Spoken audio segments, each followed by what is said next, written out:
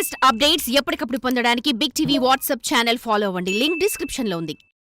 Formula ఈ race పై కేటీఆర్ చెప్తున్న దాంట్లో వాస్తవం ఎంత? ఎఫ్ఐఆర్ లో ఉన్న అంశాలకు జవాబు ఇవ్వకుండా చంద్రబాబు హయాం నుంచి ఫార్ములా రేసింగ్ కోసం చేసిన చరిత్ర చెప్పడం దాకా అంతా ఒక పద్ధతిగా సైడ్ ట్రాక్ పట్టించారన్న చర్చ జరుగుతోంది. వచ్చిన ఆరోపణలేంటి, కేటీఆర్ చెప్పింది ఏంటని ఫుల్గా డీకోడ్ చేద్దాం.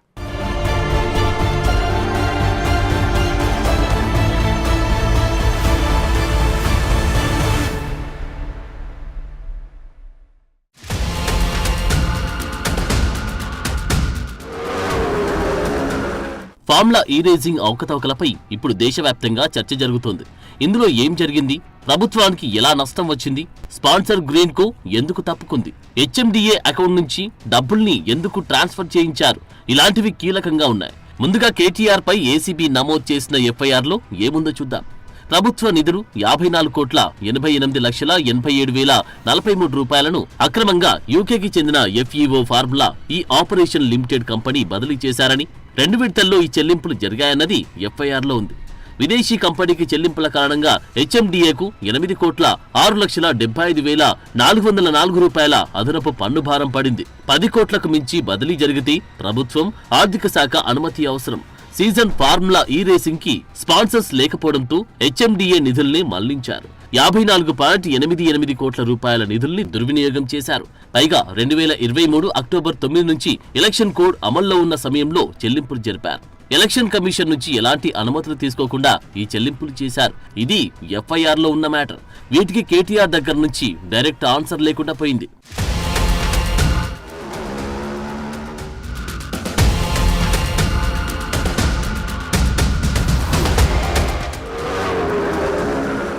అసలు లెక్కలన్నీ పక్కాగా ఉన్నాయి. ఇందులో అవినీతి ఎక్కడ ఉంది? ఏసీపీ ఎందుకని కేటీఆర్ అంటున్నారు, కానీ ఇందులోనే అసలు కథ దాగి ఉంది. స్పాన్సర్ గా ఉన్న గ్రీన్ కో ఎందుకు తప్పుకుందో తెలియదు. మధ్యలోనే తప్పుకుంటే అగ్రిమెంట్ ప్రకారం ఎందుకు జరగలేదన్న దానికి కేటీఆర్ నుంచి జవాబు లేదు. స్పాన్సర్ పోయాడు, ఎన్నికలయ్యాక ఎలాగూ తిరిగి అధికారంలోకి వస్తామన్న కాన్ఫిడెన్స్ తో కొత్త స్పాన్సర్ తీసుకొద్దామనుకున్నట్లు కేటీఆర్ సింపుల్ గా చెప్పారు. మనం తర్వాత నవంబర్ 29 తర్వాత మన అధికారంలోకి వచ్చిన తర్వాత ఎవరో ఒకరు నేను పట్టుకుంటాను బ్రదర్, మీరు వరి కాకండి. అమర్ రాజా లాంటి వాళ్ళు ఇంకోరు ఎవరో 20-25 కోట్లు పెట్టమంటే వాళ్ళకి పెద్ద ఇష్యూ కాదు, పెడతారు అని చెప్పినాక ఓకే అని చెప్పేసి అరవింద్ కుమార్ గారు 2 దఫాలుగా 2 ఇన్స్టాల్మెంట్స్లో ఎగ్జాక్ట్ డేట్స్ కూడా నేను మీకు చెప్తాను, వాళ్ళకి డబ్బులు పంపించడం జరిగింది. చూశారుగా కేటీఆర్ అంటున్న మాట. ఎలాగూ వస్తామన్న కాన్ఫిడెన్స్ తోనే హెచ్ఎండిఏ నిధుల్ని విదేశీ కంపెనీకి బదలాయించారు. అంటే సొంత అకౌంట్ కాదు, ప్రజల ధనాన్ని పంపించారు. అరవింద్ కుమార్ కాదు, తనదే బాధ్యత అన్నారు కేటీఆర్. ఇందులో ప్రశ్నలేంటంటే, బీఆర్ఎస్ కు 1000 కోట్ల పార్టీ విరాళాలు తెచ్చుకున్నప్పుడు 100 కోట్లు ఇచ్చే స్పాన్సర్ కేటీఆర్ కు దొరకలేదా? అమర్ రాజాను మరొకరు అని చెప్పారు కదా, అప్పుడే వారిని ఎందుకు తీసుకురాలేకపోయారు? నష్టపోయారని తెలిసే ఎవరిని ఆహ్వానించలేదా? లాభాలు వచ్చి ఉంటే స్పాన్సర్షిప్ కు పోటీ ఉంటుందని ఎవరికైనా తెలిసిన మ్యాటరే. దీనికి జవాబేది? We decided to fund the event as a government.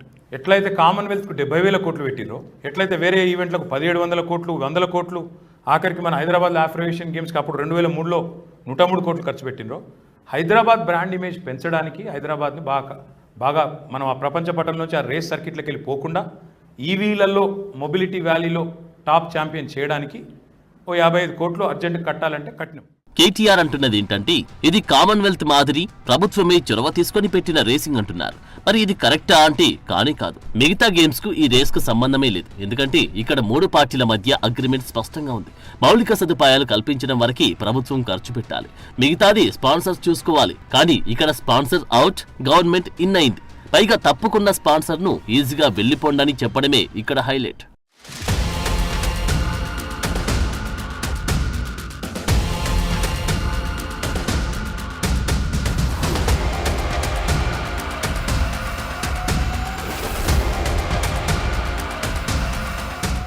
Formula ఈ రేస్ 9, 10, 11, 12 సీజన్లను హైదరాబాద్ లో జరపాలని ఒప్పందం కుదుర్చుకున్నారు. ఇందులో కష్టపడి మొదటి రేస్ ను గత ఏడాది ఫిబ్రవరి 11 నిర్వహించారు. కానీ 10వ సీజన్ దగ్గర పీఠముడి పడింది. నిజానికి ఈ రేస్ ఇలా ఆగిపోవడానికి కారణం స్పాన్సర్ గా ఉన్న గ్రీన్ కో ఇందులో నుంచి అర్ధాంతరంగా తప్పుకోవడమే. నిజానికి ఈ సంస్థ 110 కోట్లు రేసింగ్ కోసం పెట్టుబడి పెట్టిందంటున్నారు. టికెట్ల విక్రయం, ఇతరత్ర చర్చలతో కొంతవరకు రాబట్టుకున్నా చాలా నష్టాలే మిగిలాయన్న టాక్ నడుస్తోంది. సరే, గ్రీన్ కో లాభం కోసం కాదు, ప్రపంచవ్యాప్తంగా తమ కంపెనీకి పేరు వస్తుందన్న ఉద్దేశంతో ఇందులో పెట్టుబడి పెట్టిందనుకుందాం. కేటీఆర్ చెబుతున్నట్లుగా ఫార్ములా ఈ రేస్తో హైదరాబాద్ కు, ఇండియాకు చాలా మంచి పేరు వచ్చి ఉంటే గ్రీన్ కోకు కూడా అదే స్థాయిలో పేరు వచ్చి ఆర్డర్స్ పెరిగి ఉండేవి. ఇది చిన్న కంపెనీ కాదు, రెన్యూవబుల్ ఎనర్జీ రంగంలో పేరున్న కంపెనీ ఇది. ఫస్ట్ సీజన్ హిట్ అయి ఉంటే ఇంటర్నేషనల్ గా ఎదిగే ఛాన్స్ ఉంటుందనుకున్నారు, కానీ అలా జరగలేదు. 10, 11, 12 సీజన్లలో పెట్టుబడి పెడితే నిండా మునుగుతామనుకున్నారు. లేదంటే ఎఫ్యూఓతో సెట్ కాలేదో తెలియదు, కానీ తప్పుకుంది. అయితే ఇక్కడ వచ్చే ప్రశ్న ఏంటంటే, ఇదే కేటీఆర్ అదే గ్రీన్ కో సంస్థను ఎందుకు ఒప్పించలేకపోయారు? పైగా గ్రీన్ కో వెళ్లిపోతానంటే ఎందుకు ఒప్పుకున్నారు? నిజానికి ఫార్ములా ఈ, గ్రీన్ కో గ్రూప్, తెలంగాణ ప్రభుత్వం ఈ మూడింటి మధ్య 4 ఏళ్ల రేస్ కోసం అగ్రిమెంట్ మొదటే కుదిరింది. కానీ గ్రీన్ కో వెళ్లిపోతానంటే నోటీసు ఏది, ఫైన్ ఏది, అగ్రిమెంట్ ప్రకారం ఎందుకు ఫాలో కాలేదు? ఆ స్థానంలో ప్రభుత్వ డబ్బును మంచినీళ్లలా పోతే పోని అని ట్రాన్స్ఫర్ చేయించారా? ఇవన్నీ కేటీఆర్ నుంచి ఆన్సర్ లేని ప్రశ్నలు. హైదరాబాద్ పేరు వచ్చింది, కానీ ఆ ప్రమోటర్ ఆయన గ్రీన్ కో అంటే ఆయన నాకు పైసలు రాలేదు. ఎందుకంటే హైదరాబాద్ పేరు వచ్చింది, మీ సిటీకి పేరు వచ్చింది, మీ గవర్నమెంట్కి పేరు వచ్చింది, కానీ నాకు పడతలు కాలేదు. ఎందుకంటే నేను 110 కోట్లు ఖర్చు పెట్టినా నేను అనుకున్నంత రాలేదు. కాబట్టి నేను వెనకపోతున్నా, నేను నెక్స్ట్ ఇయర్ నేను చేయలేను, మీరు ఎవరినైనా వేరే వాళ్ళను చూసుకోండి స్పాన్సరు అని చెప్పి వారు చెప్పినారు. లాభం రాలేదు కాబట్టి స్పాన్సర్ తప్పుకున్నాడు అని సింపుల్ గా చెప్పడం కరెక్టేనా? 35-40 కోట్లు పెట్టిన ఖర్చు మొత్తం 150 కోట్లు అయితే $82 మిలియన్ లాభం జరిగింది అని చెప్పి నెల్సన్ రిపోర్ట్ చెప్పింది. అంటే అర్థం ఏంటి? $82 మిలియన్ అంటే ఈ రోజు లెక్క ప్రకారం తీసుకుంటే కూడా 700 కోట్లు.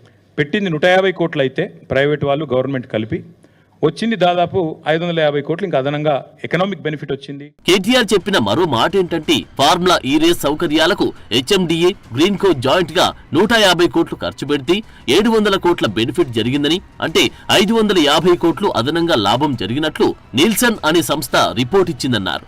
అంటే టికెట్ల అమ్మకం, ప్రత్యక్ష ప్రసారం చూడడం ద్వారా హోటల్స్, అకామిడేషన్, ఫ్లైట్స్ ఇవన్నిటితో బెనిఫిట్ జరిగిందంటున్నారు.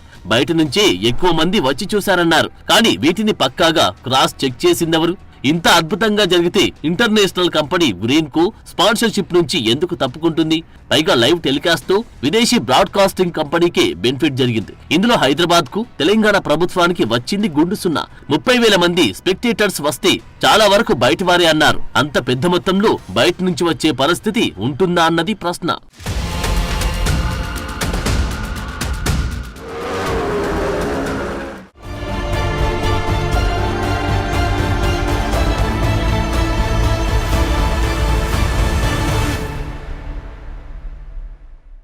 చట్టబద్ధంగా ఎదుర్కొంటా, దేనికైనా రెడీ, ఇందులో అవినీతి ఎక్కడుంది?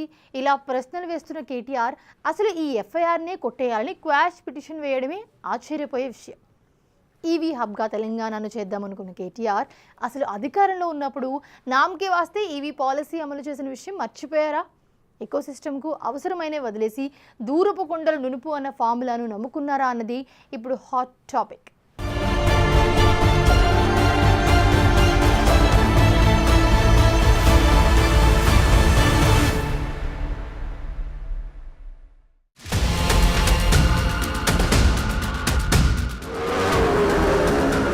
కేటీఆర్ గొప్పగా చెప్పుకున్న ఫార్ములా ఈ రేసింగ్ తో హైదరాబాద్ కు కొత్తగా పేరు రావటం మాట అటుంచితే, ఉన్న పేరు పోయేలా ఛాంపియన్షిప్ నిర్వహించారన్న ఆరోపణలు గుప్పుమన్నాయి. రేసింగ్ లో పాల్గొనే డ్రైవర్లు ట్రాక్ పై సంతృప్తి వ్యక్తం చేసిన వాష్రూమ్లు బేకారున్నాయని కంప్లైంట్లు ఇచ్చారు. వరల్డ్ క్లాస్ రేసింగ్ డ్రైవర్లకు కల్పించే సౌకర్యాలు ఇవేనా? ఇదొక కంప్లైంట్ అంటే ఇక రేసింగ్ ను చూడ్డానికొచ్చిన వారి బాధలు అన్నీ ఇన్ని కావు. ₹1,000 పెట్టి టికెట్ కొని రేస్ చూడ్డానికొచ్చిన వారికి చుక్కలు కనిపించాయి. విఐపీల దగ్గర నుంచి సామాన్యుల దాకా ఫుడ్, వాటర్ కూపన్స్ కోసం పెద్ద యుద్ధాలు చేయాల్సొచ్చింది. మరి ఇంత చేసి హైదరాబాద్ నడిబొడ్డున ట్యాంక్బండ్ దగ్గర నిర్వహించిన రేస్తూ సగటు హైదరాబాదీలు ట్రాఫిక్ తిప్పలతో చాలా ఇబ్బందులు పడ్డారు. ఎవరికి ఎలాంటి అనుమానం లేదు. ఎఫ్ఈఓ ప్రతినిధులు నన్ను కలిసిండ్రు. నన్ను కలిసి వాళ్ళ భాగవతం చెప్పినాకనే నేను దాన్ని కనిపెట్టి అధికారుల నుంచి సమాచారం సేకరించి విచారణకు ఆదేశించిన, విచారణలో ఏ విధంగా ముందుకు వెళ్లాలనో కూడా మేము అందరితో చర్చించి, న్యాయ నిపుణులతో చర్చించి ఒక నిర్ణయం తీసుకున్నాం. ఆ నిర్ణయం మేరకే గవర్నర్ గారికి లేఖ రాసినాం. గవర్నర్ గారు కూడా న్యాయ నిపుణులను సంప్రదించిన తర్వాతే విచారణకు అనుమతి ఇచ్చిండ్రు. అసలు ఫార్ములా రేసింగ్లతో ఇంటర్నేషనల్ అటెన్షన్ గ్రాబ్ చేయాలనుకోవటం వర్కౌట్ కాలేదని గత అనుభవాలు చెప్పాయి. మన పేరు మార్మోగేలా చేసేందుకు ఫార్ములా ఈ రేస్ ముఖ్య ఉద్దేశమని కేటీఆర్ చెప్తూ వస్తున్నారు. కానీ మన దగ్గర ఈ రేసింగ్ కు కనెక్ట్ అయ్యేదెవరు? ఏదైనా ఈవెంట్ కు లోకల్ గా సెంటిమెంటల్ స్ట్రాంగ్ బేస్ ఉంటేనే సక్సెస్ అవుతుంది. పెట్టుబడుల సంగతి పక్కన పెట్టండి, కొన్ని దేశాలకు కొన్ని స్పోర్ట్స్ ఈవెంట్లే సూట్ అవుతాయి. ఫర్ ఎగ్జాంపుల్, అమెరికాలో ఎన్ని ప్రయత్నాలు చేసినా క్రికెట్ వర్కౌట్ కాదు. మన దగ్గర ఎన్ని ప్రయత్నాలు చేస్తున్నా ఫుట్బాల్ లేవట్లేదు. సరిగ్గా ఇదే ఫార్ములా ఈ రేసింగ్ కు కనెక్ట్ అవుతుంది. ఒక కనెక్షన్ ఆఫ్ పీపుల్ కే రేసింగ్లు నచ్చుతాయి. Of course, motor sports fans మన మెట్రో సిటీలో ఖచ్చితంగా ఉంటారు. కానీ అది లిమిటెడ్. అలవాటు చేస్తే కొంతవరకు అటు వర్కౌట్ అయ్యే ఛాన్స్ ఉంటుంది. కానీ వీటిని చూసి విదేశీ పెట్టుబడులు వస్తాయన్నది ఒక ఆశ మాత్రమే. ఖచ్చితంగా జరుగుతుందన్న గ్యారెంటీ లేదు. చెప్పాలంటే ఇదొక ప్రయోగం మాత్రమే.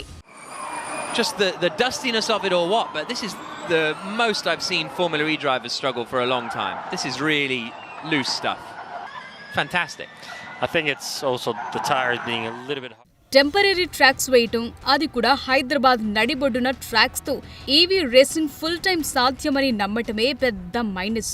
టెంపరరీ ఇన్ఫ్రాస్ట్రక్చర్ తో ఏది సాధ్యం కాదు. పర్మనెంట్ ట్రాక్స్ వేసిన యూపీనే దశాబ్దం క్రితం ఈ మోటార్ స్పోర్ట్స్ ఈవెంట్ ను ముందుకు తీసుకెళ్లలేక చేతులెత్తేసింది. మన దేశంలో ఫార్ములా రేసింగ్ పై బ్యాడ్ ఎక్స్పీరియన్సెస్ ఉన్నాయి. 2013లో ఫార్ములా 1 కు గుడ్ బై చెప్పేసింది. ప్రమోటర్స్ చేతులెత్తేశారు. ఎవరైనా రూపాయికి రూపాయిన్నర వస్తుందనుకుంటే ముందుకొస్తారు. ఏదీ రాకపోతే ఎందుకొస్తారు? అందుకే 2013 తర్వాత ఏ రాష్ట్రం కూడా రేసింగ్ వైపు కన్నెత్తి చూడలేదు. స్కోప్ ఉన్న ముంబై, బెంగుళూరు, చెన్నై, ఢిల్లీ ఇవేవీ ఆసక్తి చూపలేకపోయాయి. కనీసం వాటిని కూడా దృష్టిలో పెట్టుకోకపోవటం మైనస్.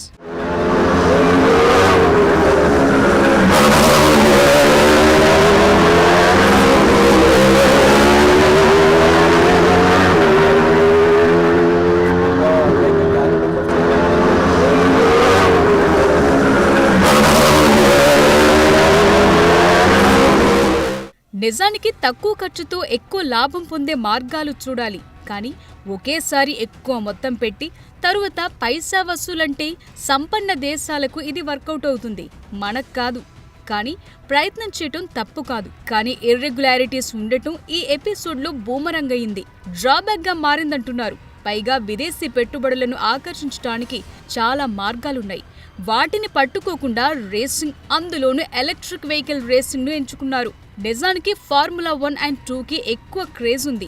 వాటికే వరల్డ్ వైడ్ అటెన్షన్ ఉంటుంది. కానీ ఎలక్ట్రికల్ వెహికల్స్ చుట్టూ భవిష్యత్ ప్రపంచం ఉండబోతోందని, వాటికి మంచి బూస్టప్ వస్తుందని తెలంగాణలో ఈవీ ఎకోసిస్టమ్ రూపొందించాలనుకుని దీన్ని టేకప్ చేశామని కేటీఆర్ అంటున్నారు.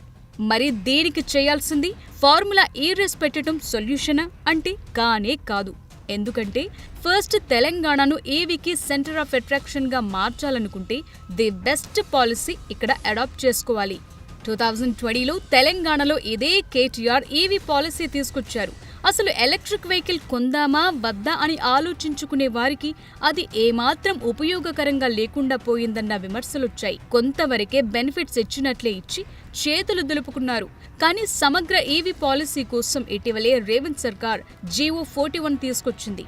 ఇందులో రోడ్ ట్యాక్స్, వాహన రిజిస్ట్రేషన్ ఫీజు 100% మినహాయించారు. ఇది 2026 డిసెంబర్ 31 వరకు అమలు చేస్తారు. సో ఇలా ఉంటే సిటీ అంతా ఈవీకి కన్వర్ట్ అయ్యే ఛాన్సెస్ ఎక్కువగా ఉంటాయి. కానీ ఈ రేసింగ్ తో మొత్తం మారిపోతుందని, హైదరాబాద్ పేరు మార్మోగుతుందని చెప్పి ఓ విఫల ప్రయోగం చేసి రూల్స్ పాటించకుండా ప్రభుత్వ ధనాన్ని వృధా చేయటం ద్వారా ఇప్పుడు ఏసీబీ కేసులో కేటీఆర్ A1గా ఇరుక్కోవాల్సొచ్చింది.